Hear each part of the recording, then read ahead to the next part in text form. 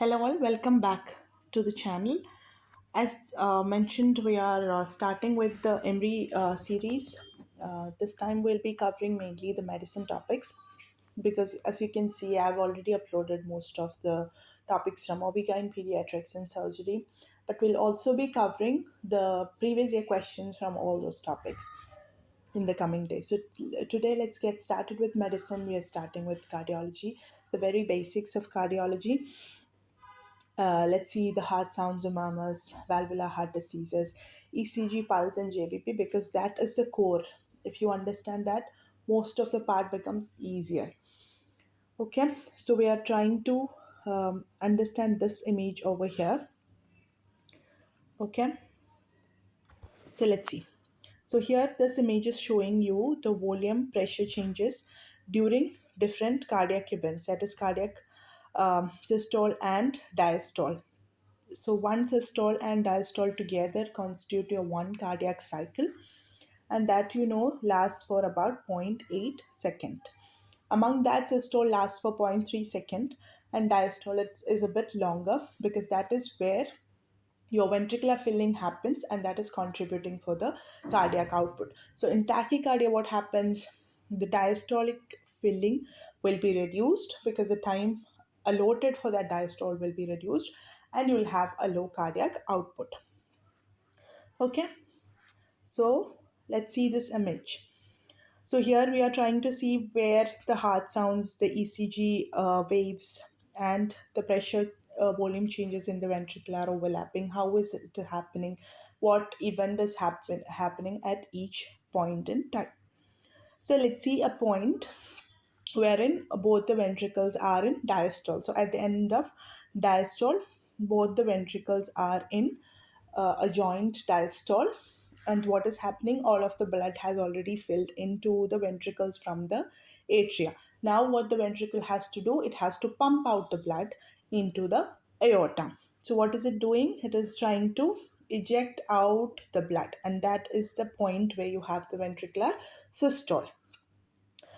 So during that ejection or contraction, you have three phases: isovolumetric contraction, rapid ejection, and delayed ejection. So in isovolumetric contraction, just like in the name, you can see that the ventricular volume remains same, that is isovolumetric, but there is contraction, so there is rise in pressure of the ventricle. At one point, what happens is the rise in ventricular pressure will be so high that it will be able to open the aortic valve. So the aortic valve will open and it will start to eject out the blood. Initially, there'll be a rapid ejection because of that already build up pressure, and then the pressure will start to fall and the volume um, will reduce from the ventricle because it is ejecting out the blood into the aorta. Okay, that is happening during systole. Now what happened? Now what happens is the ventricle will go in for diastole because at the end of systole, the aortic valve will close. That is happening at the end of systole, the aortic valve will close because the ventricular pressure will be slightly reduced than the aortic pressure. Here you can see the aortic pressure. It starts to build up due to the increase in volume into the aorta. At one point, it will be slightly more than the ventricular pressure so that the aortic valve closes. That's when you have the second heart sound. So that is S2. Okay. Now what happens? The ventricle go in for diastole. The aortic valve has already closed. Now the mitral and tricuspid valve will open, and you have to fill in the blood from the atria to the ventricles. That is ventricular diastole. That again has different phases. There is isovolumetric relaxation, just like in the name, the volume remains constant, but the ventricular pressure starts to drop. Okay, it starts to drop below the atrial pressure so that the mitral valve will open. Okay, at the end of isovolumetric relaxation, mitral valve will open, and then the blood starts to fill into the ventricle. There is initially a rapid inflow, then a diastasis, then whatever blood is remaining in the atria even after this passive filling will go into the ventricle by actual atrial contraction, that is atrial systole. So at the end of ventricular diastole, you have atrial systole. Okay, that is ventricular diastole. At the end of ventricular diastole, what happens? All the blood from the atria has come into the ventricle. The ventricular pressure, the ventricular volume starts to rise, and at one point, the atrial pressure the ventricular pressure will be slightly more than the atrial pressure, and the mitral valve will close. At that point, when mitral valve close, you have another heart sound which is called S1. So that is the story of your S1, S2. S1 is closure of mitral tricuspid valve, S2 is the closure of aortic and pulmonary valve, and then you have two phases, systole and diastole. Okay, so you have seen where you are falling S1 and S2, where you have seen the ventricular volume and pressure changes. You have seen the aortic pressure also. There are two other things here, that is the atrial pressure and ECG changes. Let's see both of that. So ECG, you can see there are different waves. One is P wave, the other is the QRS complex, and next is the T wave. So ECG means electrocardiogram. It is the graphical representation of the electrical activity of the heart. It's not the mechanical activity, it's the electrical activity. So in P wave, it is the atrial depolarization, right? And depolarization means it is the electrical event. Electrical event slightly precedes a mechanical event because the impulse first travels through the atria and then actual mechanical contraction happens. So that you can see that here you have P wave, which is the atrial depolarization, and the actual atrial contraction is slightly after that, right? Here you have P wave, and here you have the atrial systole, which is actual mechanical contraction. So that is P wave. Next, you have the QRS complex. What is QRS? QRS complex is ventricular depolarization. Again, the electrical event of the ventricular contraction. So you have QRS, which is ventricular depolarization. After that, you have the actual ventricular systole happening. Then you have T wave, which is ventricular repolarization. Ventricular repolarization means electrical event of that ventricular relaxation. So after that T wave, you have the ventricular diastole happening. So this is PQRS and T wave. You have other things in ECG that we'll discuss later, the intervals, segments, and all. Okay, there is one more thing, just like I mentioned, which is your atrial pressure. Atrial pressure means the right atrial pressure, and the graphical representation of that right atrial pressure is nothing but your JVP, jugular venous pulse, because the jugular venous pressure or pulse wave is the actual reflection of your right atrial pressure changes. And then again you have A, C, V wave, and X descent and Y descent. We'll discuss in JVP what all this represent. A wave is representing the atrial systole. You can see here. A wave is representing the atrial contraction. Okay. C wave is due to it is called the dicrotic notch. That is after A wave, that is the atrial contraction. The blood is going into the ventricle, and the atrial pressure is starting to drop. But at one point, when the ventricle is starting to contract, that is during ventricular systole, initial part of it, the tricuspid slightly pushes back into the atria. That is why you have the C wave. Then you have the X descent, which is fall in pressure of the right atrium. Then what happens? There is ventricular filling. So that is the V wave. V wave is due to volume filling into the right atrium from the veins, superior vena cava and inferior vena cava. And then you have the Y descent, that is once the volume starts to build up in the atria, at one point the tricuspid will open and all of the blood will go into the ventricle, and that is why you have the Y descent. Y descent is during diastole and the blood from the atria goes into the ventricle.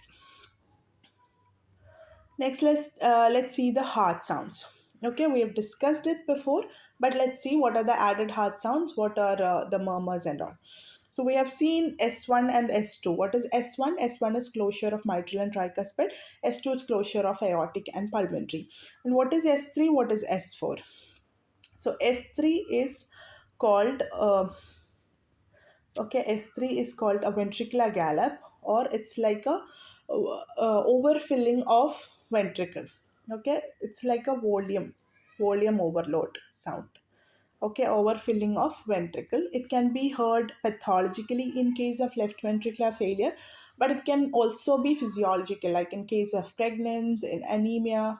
Okay, in athletes sometimes all you can hear S3. What is S4? S4 is usually pathological. Okay, that is the atria contracting against a stiff, non-compliant ventricle. Okay, so it is atrial gallop, or it's a non-compliant ventricle, and the atria is contracting against that non-compliant ventricle. There are a few criterias for which the S4, for which should be um, applied so that S4 can be heard.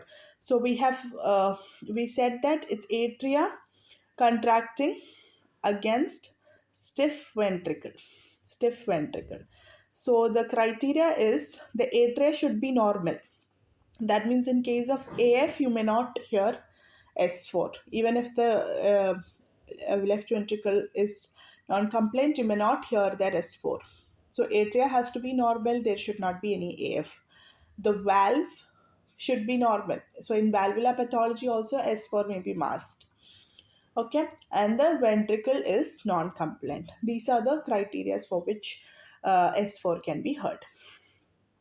So this is S1 is due to closure of mitral tricuspid valve, S2 is closure of aortic pulmonary valve, S3 is a left ventricular failure, it's a filling sound. It can also be physiological. S4 is usually pathological, it's atria contracting against a stiff ventricle. Now there are abnormalities in these hard sounds. Okay, a normal S1 uh, can be there, and it can be either loud or soft, or okay, there can be different pathologies. So where do you hear a loud S1? Loud S1 is in case of a mitral stenosis or a tricuspid stenosis, or in case of a short PR interval. Short PR interval means otherwise it is tachycardia. So in tachycardia, as the heart is beating faster, you may not appreciate. The sound will be, the closure and opening will be faster and more louder. So that is how you have a loud S1. Soft S1 in case of a calcified mitral valve. Okay, in mitral stenosis you have a loud S1, but once it calcifies, the sound may be soft. Or in case of a regurgitant lesion like mitral regurgitation, tricuspid regurgitation, or in case of bradycardia. Bradycardia, since everything is slow, there is slow closure, so that is why it is soft. Okay, bradycardia, or otherwise it is prolonged PR interval. Now, in S2, what are the abnormalities that you can see? There is something called physiological splitting of S2. That means the it is the closure of aortic and pulmonary valve, but usually the aortic valve closure is slightly, earlier than the pulmonary valve closure. So it's A2 and P2, and it can be appreciated best during inspiration. Okay, during inspiration, the right-sided filling uh, is improved. Okay, there is more blood that needs to go into the pulmonary, so the pulmonary closure will be slightly delayed. This is the physiology behind A2P2 delay, especially during inspiration. Okay, that is called physiological splitting. What happens in cyanotic congenital heart disease, where there is mixing of blood, is that your A2P2 closure will be together, because this difference in volume will not be appreciated because there is mixing of blood. That is why you will have a single S2.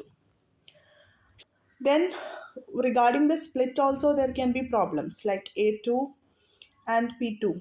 You are hearing it separately. Sometimes it can be more pronounced. The split can be more pronounced, and that's called a wider split.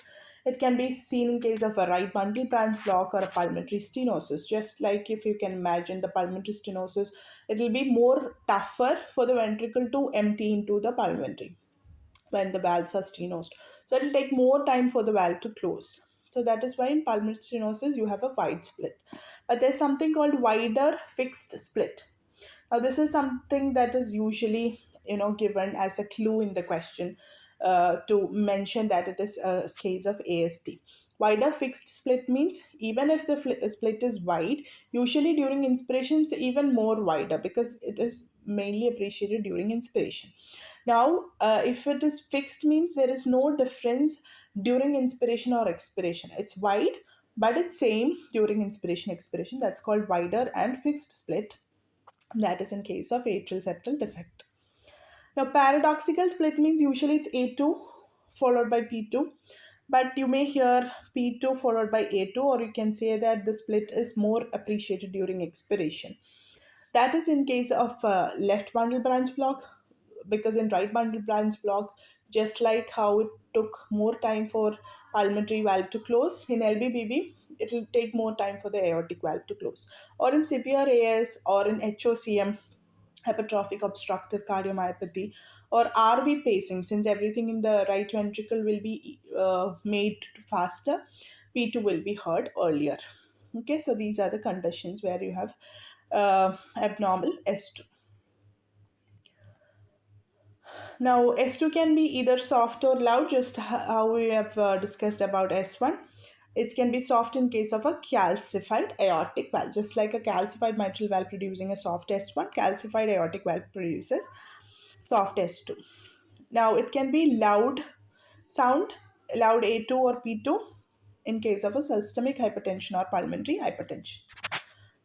Now, there are some additional sounds like ejection click, opening snap, pericardial knock, and tumor plop. And this is the timing of it. Okay, you can remember the timing of it. S4 will be just preceding S1, S3 will be after S2, but in between S2 and S3, you can hear these sounds, that is opening snap, pericardial knock, and tumor plop. You can remember like OP time 3 to 4, OP time 3 to 4. These are all the diastolic sounds. Okay, initial early diastolic sound, because this is systole, and the systolic sound, additional sound, is ejection click. Diastolic sounds are opening snap, pericardial knock, tumor plop, S3, S4. S4 is during late diastole, just before S1. Okay, ejection click you can hear in case of aortic stenosis, opening snap in case of a rheumatic mitral stenosis. Okay, mitral stenosis you can hear a loud s s1 and an opening snap. And mitral stenosis also produce a diastolic murmur, right? So along with that, if it is rheumatic etiology, it usually produces something called an opening snap. Opening snap means opening of the valve also starts to produce sound. Usually it's a closure. Closure of mitral valve is producing S1, but now here opening of mitral valve is also starting to produce a sound, that is called opening snap. Pericardial knock is in case of constrictive pericarditis, and tumor plop is in case of atrial myxoma. That is, the mitral valve is already open and the tumor starts to impact on the mitral valve when the atria is trying to empty the blood into the ventricle. Okay, that is called tumor plop. Now let's get started with the murmurs. Murmurs, you have to know there are two kinds of murmurs, like there are systolic murmurs and diastolic murmurs. Now this is based on whether it is heard during systole or diastole, and there is a character of the murmur, like if it's a rough rumbling murmur, a loud murmur, okay, a soft murmur. So we'll see some important murmurs now. First, that is aortic stenosis. It is a crescendo decrescendo. Crescendo decrescendo systolic murmur. Okay. Crescendo decrescendo systolic murmur. That means it is, picking up in intensity and then it is coming softer during the end of systole. That's called aortic stenosis, crescendo decrescendo systolic murmur. Mitral regurgitation again is a systolic murmur, but it's usually like a pan-systolic murmur. Aortic regurgitation is going to be a diastolic murmur, because it's during the diastole when the ventricle is relaxed, when the aortic valve should have been closed. Now there is a leaky valve or a regurgitant valve. The blood from the aorta starts to, uh, you know, backflow into the ventricle. That is how you're having a diastolic murmur in aortic regurgitation. Mitral stenosis, it is like a mid diastolic murmur. Mitral stenosis is usually a mid diastolic murmur. Then patent ductus arteriosus, it's a continuous murmur. Now this can be another question. Where do you hear continuous murmur, or in the question stem they mention continuous murmur, you have to identify it as patent ductus arteriosus. Okay. Now, what are the changes that happens to the murmurs, to the intensity of murmurs with different maneuvers? Like what happens to different murmurs like what happens to different murmurs during different maneuver, like what happens to murmurs during inspiration, expiration, during Valsalva or standing, squatting or raising legs, and hand grip. So what you have to know is some basic rules uh, regarding the murmur intensity. So if there is increase in volume of blood flow through a stenosed or regurgitant valve, then there is increase in intensity of murmur. Okay, this is a basic rule. Now, this applies to usual murmurs like your atrial stenosis, atrial regurgitation, mitral stenosis, mitral regurgitation. Now, this rule does not apply for HOCM and MVP. So, except for HOCM MVP, usually if there is increase in flow through that valve, there is increase in murmur. Because the mechanism in HOCM and MVP is different, and I'll discuss why it is different, it follows a different rule. Otherwise, increase in volume, increase in murmur. So, what happens during inspiration? What happens during inspiration? During inspiration, the right sided filling increases, right? Right sided filling increases due to increase in negative intrathoracic pressure, right sided filling increases.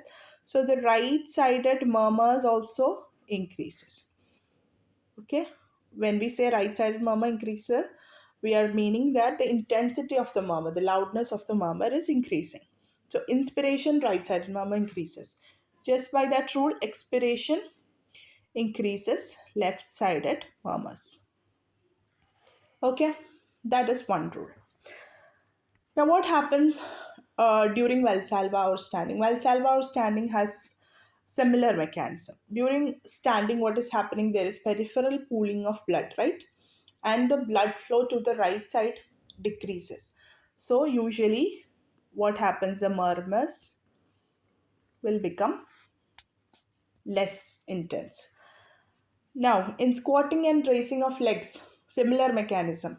Even in squatting, due to muscle compression or by raising legs, you are increasing the venous return to the heart. So there is increase in blood flow and the murmurs will increase. Now this applies to basic murmurs, all the murmurs like stenosis, atrial stenosis, mitral stenosis, atrial regurgitation, mitral regurgitation. This is exactly opposite in case of HOCM and MVP. Okay, HOCM and MVP follows exactly different rule. So what happens in Valsalva or standing in case of HOCM and MVP? Usual murmurs decreases, so HOCM MVP murmurs increases. Okay, squatting and raising of legs in HOCM and MVP, usual murmurs increases, HOCM MVP murmurs decreases. This can be a little bit confusing when you hear it for the first time, but you have to come back to this, understand what is happening, understand what is the basic rule, and understand why it is different for different why it's different for usual mamas and why it is different for HOCM and MVP. Okay, hand grip again is increasing the peripheral resistance, the systemic peripheral resistance, so the flow will decrease. So these are the usual rules. Inspiration increases right-sided murmurs, expiration increases left-sided murmurs, more blood in LV increases usual murmurs, mainly your aortic stenosis and mitral regurgitation murmur. But HOCM and MVP murmur reduces when the LV volume increases. Okay. Why it is important is I'll just mention what happened in HOCM. In HOCM, what is happening is you have a thick septum. Okay, it's asymmetrical thickness of the interventricular septum. Okay, that is happening in HOCM. Usually uh, in left ventricular hypertrophy and all, you are having thickness in the ventricular wall. Here the thickness in the septum. And when the septum gets thickened, this is going to be your left ventricle, and this is going to be your right ventricle, and this is going to be, suppose, your outflow tract, LVOT, left ventricular outflow tract. That means your aorta valve and the aortic, the aorta and aortic valve, that is the LVOT. Due to this septal thickness, what happens is there is some restriction to the flow to the LVOT. So there is some kind of LVOT obstruction which is happening, not due to a stenosed valve, but due to some compromise in that LVOT space because of a thickened interventricular septum. Now what happens is, when the LV volume increases, okay, suppose initially this was your LV volume, now it is increasing due to increase in blood flow to the left side. There will be you know slightly more space for the blood to go out, right? The LVOT obstruction will be slightly relieved due to increase in left ventricular volume. So when volume increases, LVOT obstruction slightly reduces, and the murmur is mainly due to that LVOT obstruction. So when LV volume increases, LVOT obstruction reduces and murmur also reduces. That is happening in HOCM. If you want to know what happens in MBP, mitral valve prolapse. Mitral valve prolapse means this is your left ventricle, okay, and this is your mitral valve, okay. Suppose this is your mitral valve. Mitral valve prolapse means what? It is slightly protruding into. This is your normal valve, and this is slightly protruding into the atria. That is called mitral valve prolapse. So when there is more volume, the murmur will be reduced, because it's that MBB click and the prolapsed valve which is falling down, which is causing the sound. So when there is more volume, there will be less of a murmur, less of a click. Okay, just remember that you don't have to know why, but once you understand the why, it becomes easier for you to recollect. And Valsalva standing reduces LV volume, leg raising and squatting increases LV volume, hand grip increases systemic vascular resistance. So we've mentioned that in Valsalva and standing, since LV volume is reduced, AS and MR murmur will decrease in intensity, but HOCM MBP murmur will increase in intensity. So Valsalva and standing, HOCM and MVP murmur will increase. Usually in the question, this is one thing you have to remember, because from the past question, one important thing that you must remember is HOCM MBP murmur increasing in intensity due to Valsalva or standing, because sometimes in the stem of the in the stem they mention this. So you have to identify the pathology as HOCM. Okay. So this is what is happening in Valsalva: raises intrathoracic pressure and reduces venous return. Something similar is happening in standing also. There is peripheral pooling and decrease in venous return. This is a picture of HOCM that I've added. What is happening due to um, uh, difference in the LV volume. This is asymmetrical septal wall thickness leading to LVOT obstruction. But if there is a more LV volume, the LVOT obstruction will be slightly reduced. This is a murmur of mitral valve prolapse. It is a systolic murmur with a click. There is some mitral valve prolapse click with a systolic murmur. Now, what is happening in standing? What is happening in squatting? In squatting, what is happening? There is more blood in the LV. If there is more blood, the intensity, mainly in MBP, it's not the intensity, it is the duration. The duration of the murmur reduces, and the click is also more delayed. But if it is standing, when there is standing, LV volume reduces, and the duration of murmur increases, and the click also becomes earlier, okay, during in the earlier part of systole. Now this is again a summary of whatever we have discussed. What happens to all the murmurs during leg raising or squatting? and what happens in Valsalva or standing. We have mentioned that usual murmurs like your MSAS, MRAR, VST murmurs decreases, and your during leg raising or squatting due to increase in LV volume or venous return, all the murmurs increases. HOCM MVP exactly opposite. Okay, this is what you have to keep in mind at the end. Now, there is something called innocent murmurs that is usually in children. When they come with a murmur, you are slightly confused whether they are having a significant pathology or is it an innocent murmur. So, innocent murmur, there are 7S for innocent murmur. That is, it is a soft, it's systolic murmur. Systolic murmur, again, there are grades of murmur 1, 2, 3, 4. 1 means it's slightly, it is not actually audible, it can only be heard by an expert. 2 means it can be heard by intensely listening, but mainly it is based on the intensity, right? So grade 3, grade 4 can be pathological, but if it's a soft systolic murmur, you may not worry, but usually diastolic murmurs are pathological. If it's a short duration murmur, if it's a symptomless murmur, that means the patient is completely asymptomatic.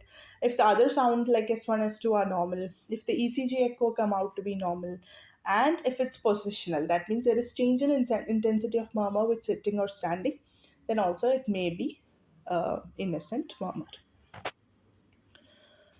Okay, that is regarding the basic pathologies. Next, we'll start with the valvular lesions.